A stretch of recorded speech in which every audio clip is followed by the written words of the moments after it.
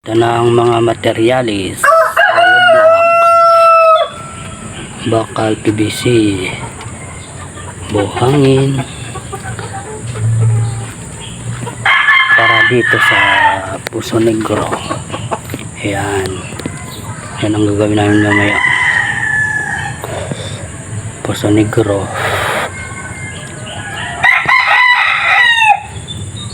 para unti-unti nang gagawin. Puso Negro muna bago bahay matatapos din to. Yan ang mga idol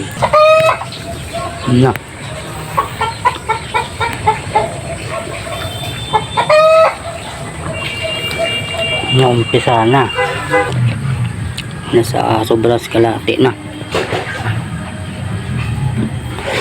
Yung malaking hati para sa tae sa tubig. Yan.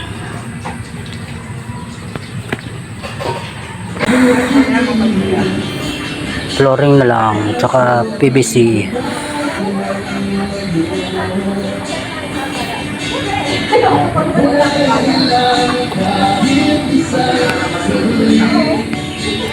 Yan.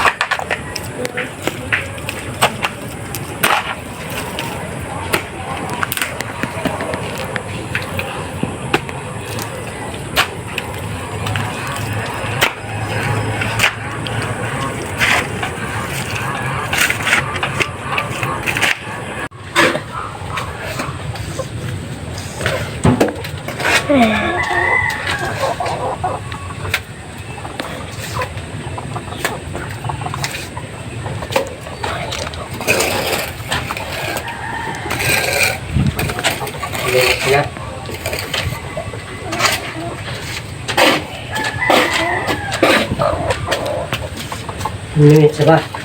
Katapos na sa pagpalitada. Yan na ngayon.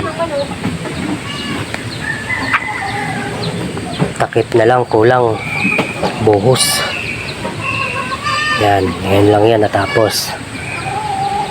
Yung dito meron yan, kasi lang hindi ko pa binatasan kasi wala pa. Pansamantala mo na sa taas nakapatong.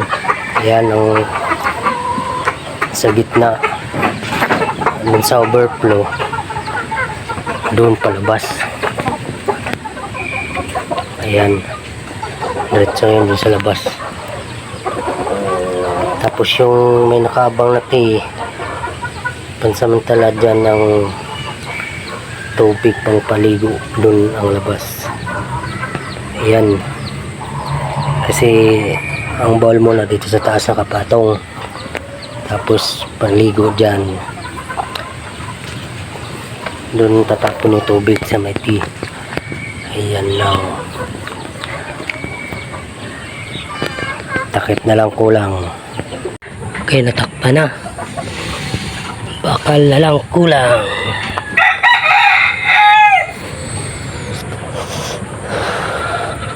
Bakal na lang lalatag. Tapos magbutas pa ako dyan sa ano, yan,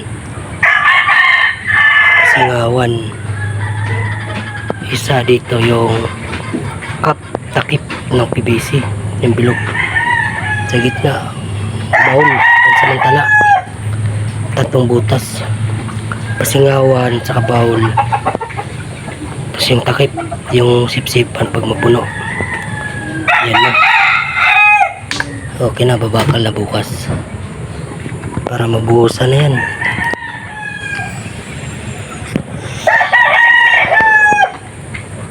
Okay. Okay, ito na ang forma. Ayan. Ito siya yung pag mapuno dito sisip-sipin yung ano, tae pag mapuno dito. Dito daan yung tubo ng sipsipan. Ayan. Tapos ito naman yung pansamantalang bowl. Kasi pansamantala lang yan, yung lipat. Kasi ito namang isang mahaba. Yan ang pasingawan. Okay. Bakal na lang. Ito na, babakala na. Para mabuhusan. Okay. Yan o. Tatalian na lang to. Okay na. Buhos na lang. Ganyan yung nasa forma sa gilid. Dulublak na lang. Para wala nang gastos ng plywood. Ayan.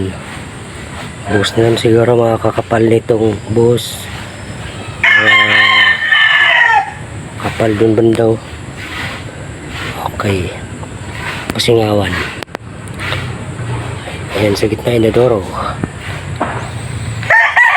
Sipsipan. Okay, pansamantalang inodoro. Okay. Buhos na lang, buhos. Ito na, tapos na ang pagbuhos. Kakabitan na to ng bowl. Okay, ganyan ang pagproseso sa paggawa ng Puso Negro. Simula hanggang dulo. Okay, thank you for watching.